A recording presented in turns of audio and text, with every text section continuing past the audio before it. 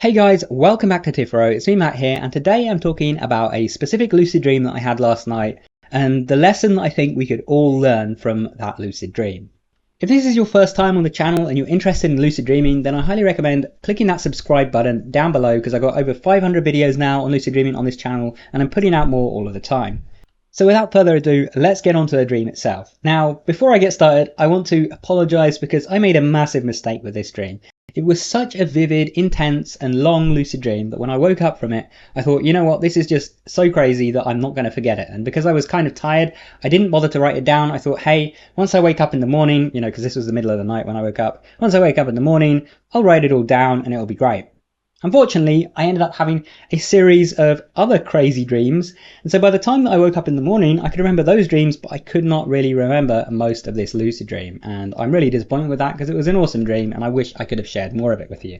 So I guess that's the other lesson for you guys today. Always remember to write your dreams down, even if you're confident that you're going to remember it later, don't risk it. So let's talk about the parts of the dream that I do remember. The first part is not that particularly interesting. I was in my old town in England and I was wandering around and, not much was going on. I was just walking around. Now, the second part of the dream that I remember is towards the end of the dream. And at this point, I was already lucid and I was walking through this cityscape and there were lots of people all over in cars and it was just bustling and very lively and active. And it occurred to me just how astoundingly clear and stable everything was. Now, if you've watched all of my recent videos, you'll know that last year I was experimenting with not trying to lucid dream whatsoever and just trying to improve my regular dreams and have more interesting regular dreams and have those be long lasting and stable. And in the process of doing that, I discovered that I was actually having longer lucid dreams as well because I would treat them like regular dreams. When I would get lucid, I wouldn't be like over the top excited and suddenly waking myself up or making the dream unstable. I would just quickly acknowledge the fact that I was lucid and then go about the dream as normal, as if it was just a regular dream. Now, as a result of this, almost all of my lucid dreams that I've had recently have been a lot longer than they have been in the past. So when I was having this dream last night, I started walking around this city and just looking at how clear and stable everything was. And I started feeling this kind of inner confidence building. I started realizing that my past issues that I'd had with dream stability, which had been for the longest time my biggest issue with lucid dreaming.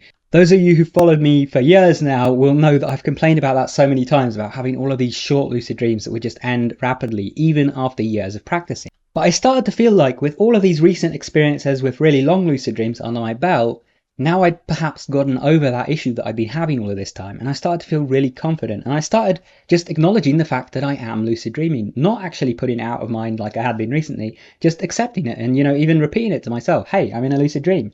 Essentially challenging the stability, since I know that acknowledging that you're lucid can make you more excited and make it more likely to end.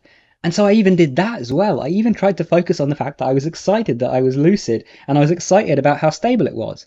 And even though I did that, the dream wasn't destabilizing. So I started really experimenting with it, and I was almost treating it like when you're running a benchmark of a game or something like that, and you're trying to really push the game to its limits to see just how much your computer can handle. I was heading into the busiest crowds of people. I was rapidly looking around and darting my head around and seeing how quickly the dream would be able to, generate everything around me without anything looking off or blurry or weird. And everything was staying super clear and super stable. And then I went even further with this and I started literally just shaping the world around me with my mind. I was just changing up the buildings and the people and so on and generating essentially entirely new terrain, entirely new surroundings all around me just instantly with just my mind.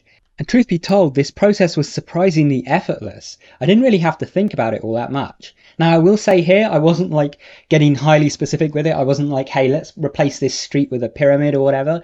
I was just like, hey, let's get rid of these houses and put some new ones in their place. Or, hey, let's fill this street up with people, that kind of thing. And more than anything, I was really just experimenting with how quickly my brain could keep generating this new terrain and these new surroundings. And I kept doing this, exploring the city, changing the scenery around me, until eventually the dream did finally destabilize and I woke up.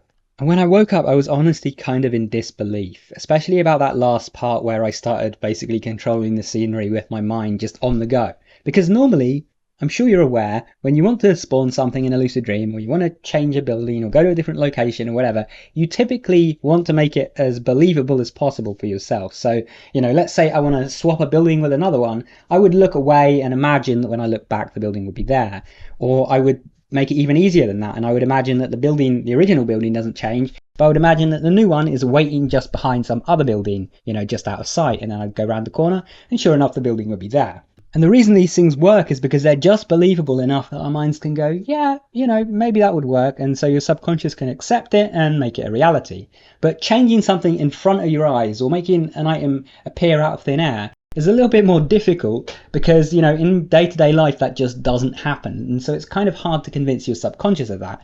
And yet here in this dream, this was happening effortlessly. So what was the difference? What was the key here? Well, I think the key really boils down to one simple word: confidence. But before I actually explain why that is, I just want to remind you guys that if you enjoy the video, make sure you like the video down below, because that helps the algorithm know to recommend this to other people. So why is that so important? Why is confidence so important? Well, that moment when I felt like all of my work over the last year had built up to me essentially getting past my previous issues with dream stability gave me this massive boost to my confidence. And I just felt like, I could do anything, and I felt like anything was possible. And because I felt like that, it was just as believable to me that I could create something right in front of my eyes as it was that, there would be something waiting around the corner. It really works a lot like the Matrix in your dreams, where when Neo believes 100% that he can do something, he can in fact do it. If you head into your dreams with that same level of confidence, that same level of certainty that they're going to be stable, that anything that you want to happen is going to happen, then you're actually going to be able to make that a reality. But of course that begs the question, how do we actually make that happen? Because confidence isn't just something you can click your fingers and generate on the spot. I think there are certainly little artificial things we can do to temporarily boost our confidence, but I think real long-standing confidence comes from our past results. If we've seen that we've consistently been good at something, then we feel confident. If we've seen that we've consistently been bad at something, then we feel automatically like we're going to fail the next time that we attempt it, and so we end up doing actually worse at it. The perfect example of this, again, actually being the stability of my dreams. In the past, probably a large part of why I had so many problems with it was because I'd had problems with it and conditioned myself to believe that I was going to have more problems in future.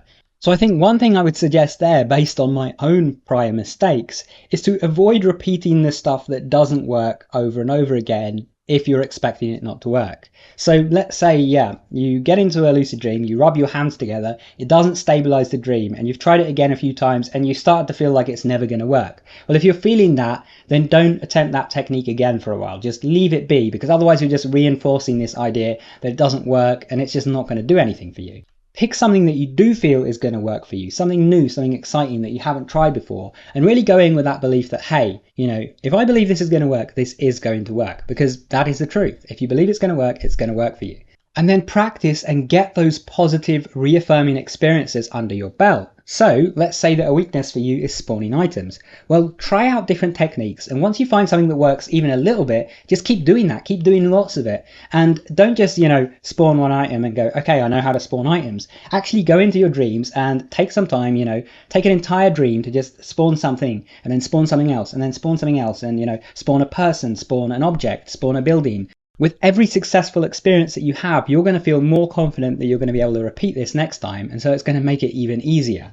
And when it comes to something like stability, you can actually borrow what I did, and you can actually focus just on your regular dreams for a while.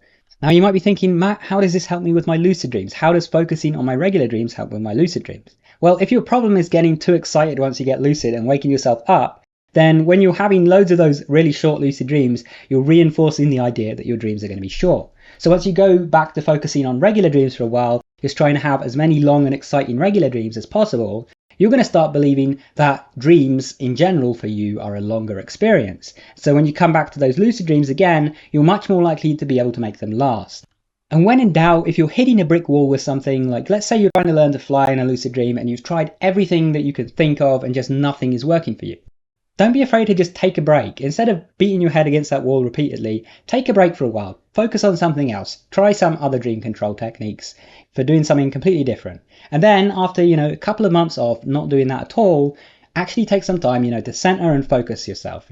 Take some time to meditate on what you want to do before bed. Take some time to visualize yourself actually having some success with that, and then go into your next dream with a plan and with the belief that you are going to succeed and that you're going to fly and whatever you do is going to work. Take some kind of new approach to flying and then go ahead and do it and see if that doesn't just work for you. Now, if you'd like more help with lucid dreaming, be sure to check out my lucid dreaming book, The Lucid Dream Book. In it, I go into detail on everything from how to get lucid, to the different dream control techniques, to even creating your own dream control techniques, and so much more. If you'd like to find out more about it, check out the link in the top right hand corner or down in the description below. Anyway, thank you for watching. Make sure you subscribe and enable all notifications if you want to stay up to date with my videos. And if you want to keep watching, check out one of the videos on screen, go watch that, and I'll see you there soon. Take care.